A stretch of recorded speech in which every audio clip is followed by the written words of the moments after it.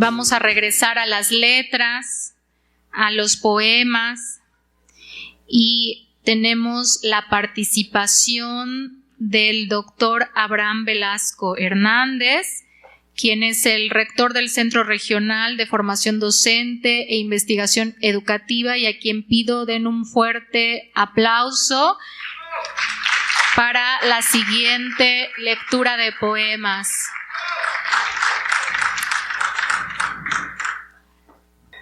Sí. Okay. Adelante, doctor. Pues muy buenas tardes. Voy a adjetivar, ¿no? A nuestros amigos del municipio, a los profesores que nos acompañan, a los compañeros de CRESUR, a todos los presentes aquí. Qué bueno que nos damos la oportunidad de disfrutar de una tarde cultural, una tarde de tertulia. Precisamente el primer poema que quiero, bueno, no sé si son poemas, yo no soy poeta. Yo escribo desde el sentido común y mezclo la filosofía, que me encanta, con la literatura, ¿no? Entonces ahí en esa mezcolancia, yo voy armando textos que finalmente les pongo nombre, y cuando alguno tiene la fortuna o desfortuna de platicar conmigo, yo siempre les digo, te voy a leer algo, ¿no? Aunque no quiera, ¿no? Es como un acto de autoritarismo. Entonces, precisamente el primer escrito que les quiero compartir a todos viene porque yo me sentí muy mal en este periodo de encierro, ¿no? Me sentí muy mal porque la vida se forja en la relación, ¿no? No conozco a nadie que le guste ser un ermitaño, porque la soledad no es lo mismo que el exilio, ¿no? Cuando el alma se siente exiliada, se muere de tristeza. Entonces, yo escribí esto que se llama tiene alrededor como de unos 7 meses. Darse, exponerse, es amar, ¿no? Y le voy a dar lectura. Y ya ustedes lo van diciendo, después de este escrito, si me bajo o continúo, ¿no? Sí. Sí, ustedes me dicen, vamos a hacer una consulta, ¿no? Ok, dice así: hay quienes transcurren la vida dentro de cavernas.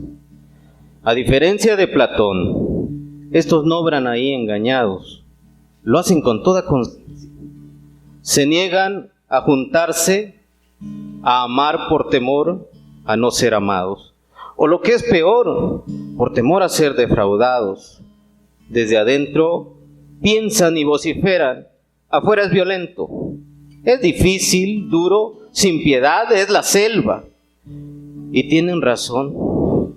Sin en cambio, no se han dado cuenta que el exilio, la soledad y el aislamiento consigo mismo, guardándose solos, en conserva, es muchísimo más aterrador. Lo sé porque lo he intentado. Sin duda alguna, el que opta por alejarse de los demás se ha ido lejos, como cuando caminas en el horizonte a la orilla del mar buscando su conclusión, no lo encuentras, porque todo es comienzo, todo el mar es un umbral. Después de caminar tanto, concluimos que vamos tan lejos que ya no se puede regresar, pues ya estás cansado, viejo, frustrado. Yo digo que quien tiene un autoexilio se ha olvidado de vivir. Está seguro en su burbuja, pero mantiene intacto su instinto, en reserva sus músculos. Cuántas emociones borbollando o derramándose en el cuerpo medio, gritando voces de lamento como si este fuera un previo infierno. Seguros pero muertos en vida. Quien pierde relaciones, pierde también lecciones, valiosas lecciones. Los de afuera te enseñan, he descubierto ya, que aunque amenazan con extinguirte, al cruzar sus territorios no son capaces de dar muerte. También les arremete el miedo. Ellos trabajan desde fuera porque no se soportan en silencio de su propia compañía. Se sienten dueños de afuera. Aliarse y aislarse son caminos peligrosos ambos. Nada más que aliarse evita la locura al compartir una parte de la existencia propia con los demás. Aislarse, por el contrario, implica la posibilidad de lastimarte en autoengaños, amarguras, rencores y frustraciones, que son emociones propias. Las genera cada uno a solas. Pero hablando de relaciones, todas tienen su riesgo. Demasiado, diría yo. Entre ellas se usan, siempre se usan, pero no solamente, una que otra vez extrañadamente y con un poco de mucha fortuna se llegan a valorar. Sabemos de eso. Nos encantan esas historias. Esto, cuando se trabajó excavando en la otra persona un hueco de ausencia. Así cuando se dejan se extrañan. ¿Y qué se extrañan cuando se dejan?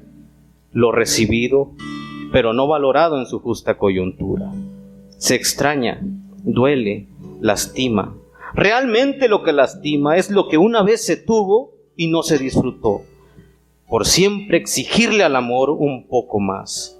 Al no tener nada ya de ese amor que se tuvo, se valora concluyendo: era más que suficiente lo que tenía de amor para hartarse de abundancia. Pero una vez más ganó la insatisfacción. De las relaciones de dos, por cierto, pongan atención, casi siempre hay una persona de las dos que decide gastarse un tanto o mucho entregándose completamente al otro. Esto es un error, porque al darlo todo, uno se queda sin nada, y precisamente en el amor, si no tienes nada que intercambiar, deviene la desilusión. Así la persona quien lo dio todo queda diezmada con la partida. Pero una ganancia tiene, recibe por premio de la vida, esta ansiosa, caritativa e inestable. Le brotan del riego de sus lágrimas en la tierra esperanza y resiliencia. Pues el que se queda nunca mata la posibilidad del retorno del huyente, al que sueña ver regresar con posturas de arrepentimiento o una posición de lamento por haberse ido con toda su parte y con toda la parte del otro. Es complejo, cruel, pero válido en el amor. Pero este mismo, el huyente, el que se fue, el que se negó a la relación, el que tal vez nunca regrese por haber obtenido de manera pronta y expedita el objeto del roce, se lleva una carga a su existencia, tal vez una más. Se lleva el lamento, una insignia mayormente marcada por ser incapaz de generar una simple relación de forma desinteresada, de saberse un saqueador, un ladronzuelo que por las noches piensa cuál será su castigo para sus culpas, sin saber que el castigo es él mismo, con su incapacidad de amar, exigiendo y no dando. Casi termino. En ese caso, no tenemos opción. Hay que exponerse un poco, darse al amar. Pues si hay que elegir entre la frustración de esconderse o del riesgo que al amar te dejen sin nada en el alma, preferible es 1000 veces compartir nuestras presencias, aunque esto duela. El amor es doloroso, costoso, cansado. Es como Babel, una gran construcción sin final, igual de majestuosa y sin precedentes. El amor no es un sentimiento como dicen, es una conquista, un compromiso en el que se da. Sí, al que se da o que se da lo que merece, devolverá la misma proporción de lo recibido. Siempre será una incertidumbre esto, es cruel y caprichoso, sin embargo, es el color de nuestras vidas. Y aunque un riesgo es preferible que vivir abrazado a mis rodillas, en la oscuridad, con frío y hambre, prefiero el riesgo de la desilusión que la vida segura. No le temo morir de amor. Me aterra no encontrarlo por no buscarlo, mientras tenga aliento. Que tal vez una sola vez en la vida, como las veces que milagrosamente se alza la mirada cuando se precipita una estrella. Asimismo, ¿qué tal? Que dos soledades tienen un accidente, bornean, se terminan encontrando y en una relación nos terminamos dando los dos. Esa es la primera.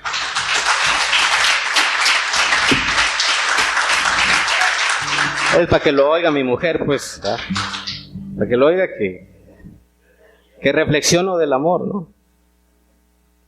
La segunda tiene que ver con los que me conocen, van a ubicar que yo pierdo mucho las cosas, ¿no? He perdido computadoras, iPad, he perdido la razón, ¿no? He perdido compañías, siempre ando perdiendo, ¿no? El año pasado perdí una computadora con una novela y 16 poemas.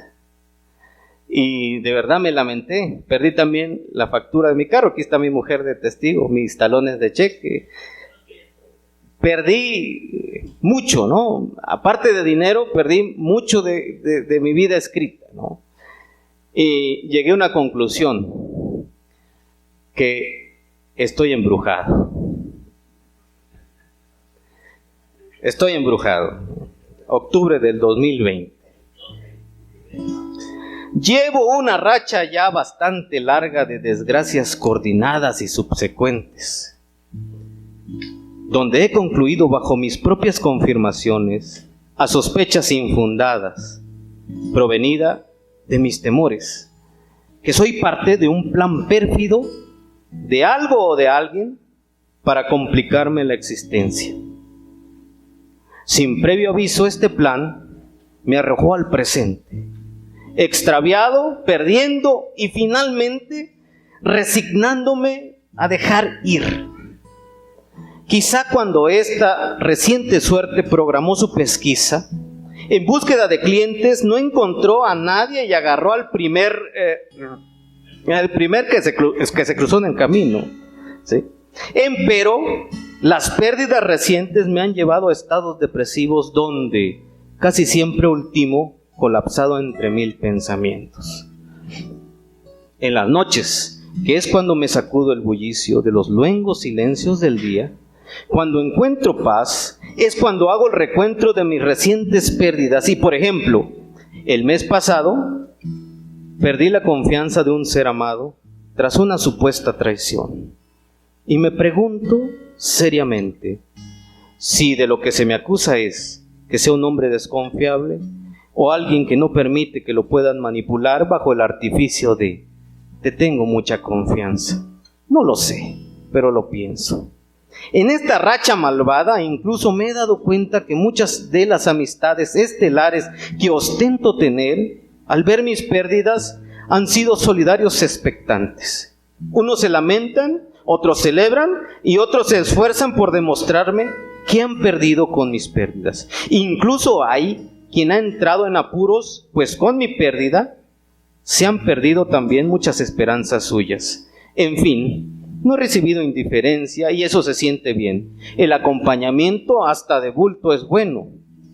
Por irónico que suene, he perdido también en este espacio objetos en los que puerilmente he puesto mucha fe, como bienes, dinero, capitales, cosas sin alma. Al perderlos, he pensado también que hay que construir e invertir energías en lo imperdible. La tarea de todos es determinar qué cosas de esta vida guardan esa naturaleza de imperdible. Ayer, por nombrar otras de tantas, así nomás de pronto, perdí parte de mi vida escrita por la muerte de una memoria artificial, que en teoría no debió morirse, pero lo hizo debido a un fallo lógico impredecible. Pequé de ingenuo al pensar que la muerte distingue entre materias vivas o inanimadas. Ahora sé que la vida de los objetos es también impredecible como la nuestra. La eternidad y lo permanente es, por tanto, un adverbio, una utopía de las más quiméricas. Sobre la pérdida de los objetos me duelen más las de las personas. Desde que recuerdo, los he despreciado. También distingo entre pérdidas de personas. Hay unas que me importan más que otros, y esas también en este embrujado tiempo las he perdido, a consecuencia de la pérdida de objetos también. He pensado que la humanidad no tiene ninguna esperanza si continúa procurando a los objetos por encima de los sujetos. Habría que reflexionarse el valor de ambos y decidirse de una buena vez. Yo creo con tanta pérdida que estoy embrujado. Pues aparte de estar pierde y pierde, me estoy complica y complica. Si en realidad se pierde lo que se pierde, o más bien se pierde la fantasía de que uno puede garantizar las permanencias. En fin, estar salado se siente terrible, pero no estoy dispuesto a ir con el chamán, con el sacerdote, con el gurú, menos con un pastor ni con un terapeuta. A lo mejor, y me gusta estar así, mi embrujo lo podría abreviar en que aún con todas estas pérdidas que tengo, quiero seguir viviendo en búsqueda de los significados y traducciones de esas pérdidas, que en realidad pecan de inauténticas, ya que en el fondo sé que perder es una forma de asaltar la complacencia. Viéndolo así, me gustaría seguir perdiendo toda mi vida, aunque algunas pérdidas me partan el alma. Me gusta estar embrujado, tal vez porque este embrujo me impulsa a rebuscar, a evitar la inanición.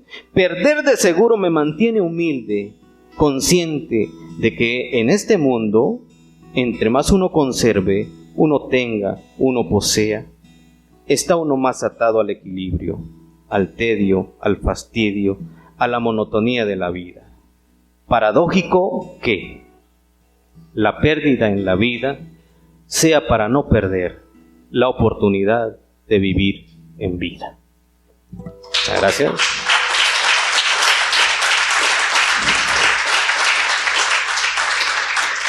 Bueno, y la tercera, y ya con esta me despido,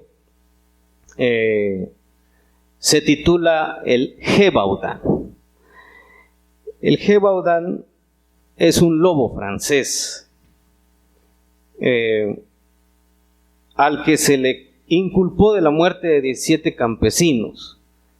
Nadie sabe si fue él, pero a él le echaron la culpa, ¿no?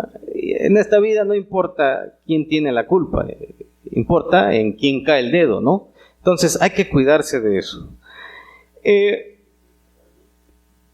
Algunas veces yo me he sentido solo. Y en esto de que me he sentido solo, yo le doy la razón a quien me abandona, ¿no?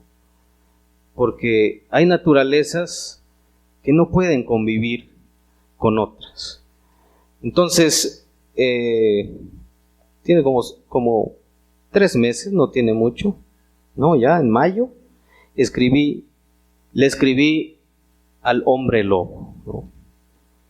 Y entonces dije yo que podría aspirar a tomar ese papel. El Gévaudan. Si se sabe una en menor, está chida para la menor, por ejemplo. Dice así: exiliado de lugares cohabitados, tiene que estar solo. Se sabe peligroso, lleno de furia, amaestrado en el arte de dar muerte, voraz y grácilmente. apaga la vida tímida y bizarra, la del tiempo y el arte al postrer de la luna llena, al llorar su trágica existencia. Su esperanza, matar el óbito, le conforta aniquilar a todo aquel que goza de derramar sangre candorosa. Por eso se da prisa. Se le ve caminando como si tuviera destino, y se le hiciera tarde. Pero no lo tiene y lo sabe. Ha decidido buscar permanentemente su alma arrebatada. Por eso se le nota siempre inmanente, pobre e iluso.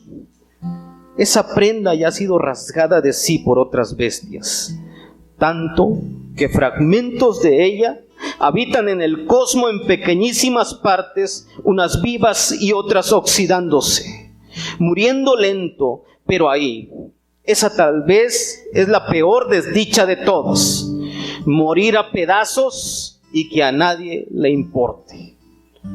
El Gévaudan no ve luz. Algún ciego complaciente, como los muchos que hay, pretendió arrancarle los ojos por celos rabiosos. Sin éxito, alcanzó a raptar de su mirada el iris. Por eso se le advierte hondas sombras. Prefiere la noche, las madrugadas de hecho, donde la luz es más auténtica al conmover la penumbra. En ese instante, según él, es puro, porque las bestias y espíritus logran escapar de los cuerpos que esclavizan mientras duermen, mientras su inconsciente les reprocha entre sueños, pero ellos ya no hacen caso. A la bestia le cubre una piel gruesa, pareciera que está hecha de morriñas, de lo que tuvo y ya no tiene. A leguas deja ver su soledad. Quisiera calar otras miradas y oídos, mas se abstiene porque se sabe repelido. Ha sublimado un lenguaje de hostilidad.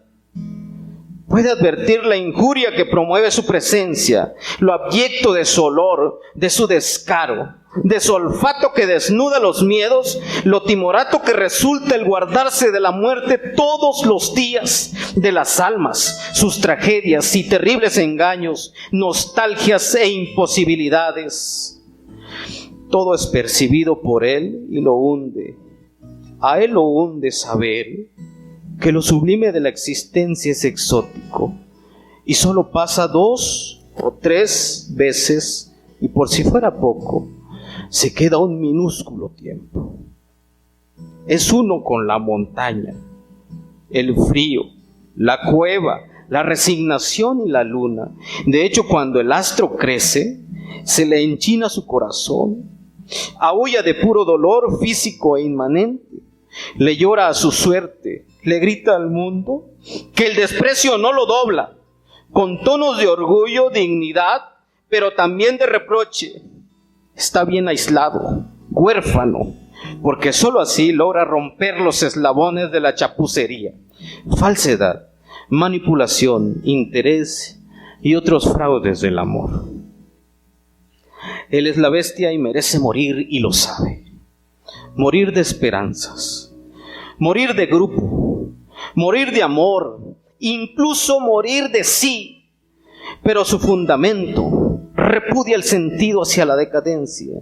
Así que su única opción es la andanza constante, los embates, las presas difíciles, la sequía, la vida amarga. El lobo no solo aúlla de añoranzas, también sueña, piensa en otra vida, de liarse con alguienes, con cuerpos vivos, en plena vida, con almas llenas de sangre llenas de fuego, buscándose apagar una y otra vez. Cuando encuentra otras bestias, se encamina vehementemente hacia ellas, con toda su errante esencia. La sutileza no es su arte, para eso es torpe. Entonces los desgarra, procurando hallar. Lo que encuentra es del alma la apariencia, de la sangre vino y del fuego tan solo humo seco. Entonces mata y deja el cadáver para alimentar el espanto junto a su censura. Entonces llora, aúlla y regresa a la soledad.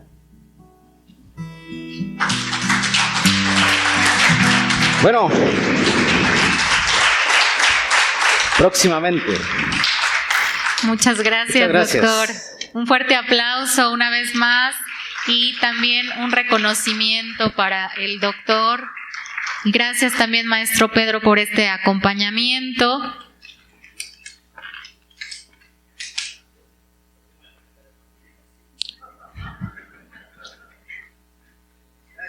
Gracias.